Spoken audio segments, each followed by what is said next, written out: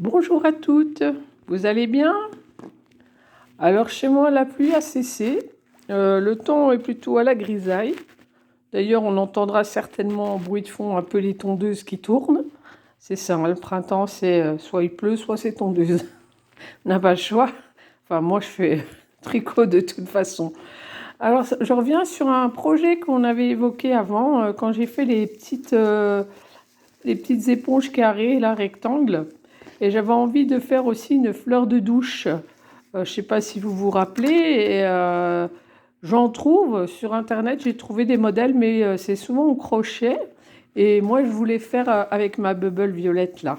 Alors la bubble, pour celles qui n'ont jamais vu, là, c'est une laine un petit peu particulière. Enfin, ça fait des petits poils, je ne sais pas si vous voyez. Et une fois qu'il y a du gel douche dessus, c'est super agréable. Donc, alors, la particularité de cette bubble, bon, on la trouve un peu partout, hein, dans les merceries, les magasins de laine, des fois dans d'autres boutiques, vous la trouverez facilement. Et il y a plein de coloris sympas, hein, maintenant. Et donc, la particularité, là, vous voyez, elle se lave. Alors, je ne sais pas si vous voyez, en fait, j'ai des reflets. Voilà, je crois que c'est bon. Elle se lave à 60 degrés en machine. Donc, vous la passez à la machine et comme ça, elle revient nickel. Vous avez qu'à en faire plusieurs, comme ça vous avez une rotation. Moi, c'est ce que je vais faire. Mais enfin, c'est mon idée, hein. Si ça ne vous tente pas, ne vous inquiétez pas de ce projet. Voilà, donc moi, je vais faire une violette et je vais en faire une rose après. Alors, je vous ai fait des petites notes comme d'habitude. Alors, je vais m'approcher de ce bazar-là. Je vais faire un peu de place. Voilà, un petit plan fixe pour prendre les notes, si vous voulez. Alors, j'ai tricoté avec des grosses aiguilles, hein, parce que je voulais quelque chose qui soit assez souple et l'utilité des gros points ne gêne pas. Et puis, ça se tricote bien en point mousse. Alors, j'ai pris point mousse, voilà. Alors, je vous attendais un petit peu pour pouvoir vous montrer, parce qu'après, il y a du travail de couture, mais à retranscrire, c'est pas facile. Alors, je me suis dit que je vous ferai une vidéo avec plus de points de couture cette fois, parce que tout le monde sait monter les mailles et faire du point mouche, je pense, maintenant. Et ce sera peut-être un peu plus compliqué d'expliquer comment je vais monter ça. Enfin, j'espère que ça va marcher, hein. Je l'ai monté dans ma tête, ça marchait bien dans ma tête.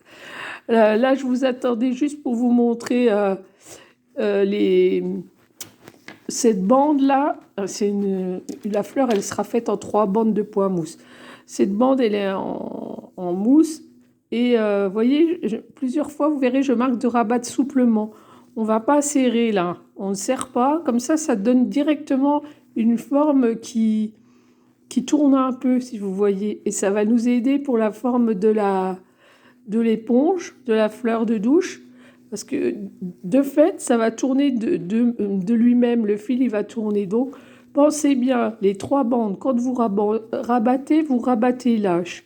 C'est pour ça que je n'ai pas terminé celui-là, pour que vous voyez bien comment ça fait, ça tourne bien. Donc les autres, je les ai terminés. On a 3 bandes, donc on en a 2 petites comme ça, qui sont un peu moins larges. Vous voyez, j'ai juste passé un fil et tout de suite ça tourne. Donc après, il suffira d'assembler, mais on va assembler, on n'est pas embêté parce que c'est de la laine où on ne voit rien. Donc même si on n'a pas des jolis points de couture, ça ne va pas nous gêner. Donc ça, c'est une petite bande qu'on va mettre au milieu. Bon, j'explique pour celles qui sont perdues, bien sûr, c'est pas, on n'est pas obligé de tout regarder la vidéo, hein. Et après, donc, on mettra la deuxième, c'est une bande qui est plus large. Vous verrez, je vous ai fait les notes, il y en a une qui est un peu plus large, comme ça. Et ensuite, de l'autre côté, on remettra la petite que je suis en train de terminer. Et normalement, on devrait avoir quelque chose qui ressemble à ces fameuses fleurs de douche là qu'on trouve dans le commerce. Et j'ai pensé à terminer par une petite cordelette que je vais faire avec un crochet. Ça va, ça reste dans mes possibilités. Faire quelques points de crochet, ça va. Je suis vraiment pas douée. Mais bon, vous me comprenez, c'est le principal. Donc, je vais vous retrouver quand j'ai terminé cette bande-là. Je vais tout rabattre le reste des mailles.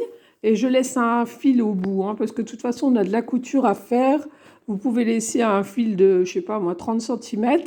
Comme ça nous aide à la fin. Vous voyez, celle-ci, par exemple, elle a un grand fil, hein, parce que ça va nous servir après à coudre. Hein. Enfin, à coudre, c'est un bien grand mot. Hein. On va passer notre fil avec une aiguille et on va vraiment pas... on n'a pas besoin de diplôme, hein, on va y arriver tranquille. Donc voilà, vous pouvez donc monter vos 92 mailles pour les petites bandes et tricoter au point mousse, ça va super vite. Le seul truc, c'est avoir de la bubble pas loin de soi. Voilà, on se retrouve tout de suite. Donc quand vous aurez fini toutes vos bandes, hein, comme ça, hop, avec le fil qui reste là au bout, on va le mettre comme ça. Hein, on va coudre du côté où c'est plus serré. Hein, le côté à l'intérieur là, on laisse ça pour faire l'écran de la fleur. Donc avec le fil là, il est attaché à la bonne place. Vous allez faire des points comme ça. Je vais essayer de vous montrer sans tout lâcher, mais c'est pas gagné. Donc voilà, on fait des points larges au bord. Vous voyez, je ressors. Je laisse à peu près... je vais mettre de la lumière, je ne sais pas si ça vous aidera. Bon, j'ai l'impression qu'on voit mieux l'aiguille avec la lumière. Après, je ne sais pas. Donc je disais, on va faire des points à peu près de cette taille. Vous voyez la taille de mon aiguille? Ça fait entre 1 cm et demi, 2. On va sur le bord là, hein. On reste tout en bas du travail. Tout le long, on passe.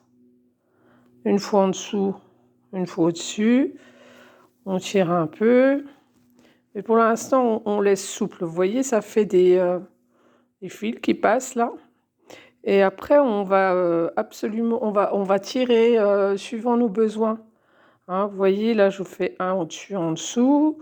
Je fais tout le long comme ça. Hop. Je vous en fais un avec vous, comme ça, si vous voulez repérer.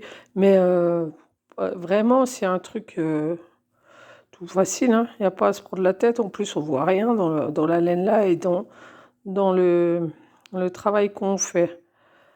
Donc voilà, on arrive au bout. Je ne sais plus où j'en suis. Voilà, 2 cm. Après, c'est pour pouvoir coulisser. Je pense que vous avez compris le système. Là, je suis passée au bord. Je vais revenir. Je fais vraiment au bord. Hop, hop, hop. Et à la fin, je vais remonter sur la dernière maille pour que ça tienne. Voilà. Donc, le fil est passé tout le long. J'ai enlevé l'aiguille, elle m'a lâché de la main. Et donc, on va le pousser un petit peu. Je garde le fil et on fait coulisser. Ça fait déjà une forme, hein. Vous voyez, ça fait déjà la forme. Donc moi, ce que je veux faire avec ça, c'est... Je veux que ce soit à peu près comme ça. Donc après, quand vous avez la forme comme ça, là, vous faites un nœud. Pour maintenir... ça va nous maintenir la tension de... Comment dire, du fronçage.